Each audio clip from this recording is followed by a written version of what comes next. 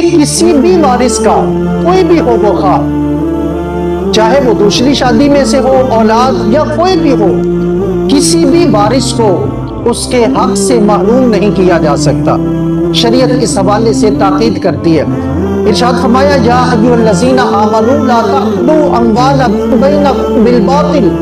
ارشاد فرمایا اے ایمان والو اپنے درمیان ناحق اور باطل طریقے سے ایک دوسرے کا مال نہ کھاؤ کہ کسی کو محروم کر کے اس کا حق خود کھا جاؤ۔ فرمایا شریعت تمہیں ایسا کرنے کی اجازت نہیں دیتی ہے۔ اور بلکہ ایک روایت میں اس طرح سے آتا ہے کہ جو بندہ اپنے کسی بھائی کی ایک بالشت زمین مار لیتا ہے، ایک اینٹ اس کی طرف رکھ لیتا ہے، ایک بالشت کیا ہوتی ہے، اتنی سی بھی کسی اپنے بھائی کی زمین مار لیتا ہے، ارشاد فرمایا کل 7 زمینوں کا توق اللہ بنا کے اس زمین کا اس بندے کے گلے میں پہنا دے۔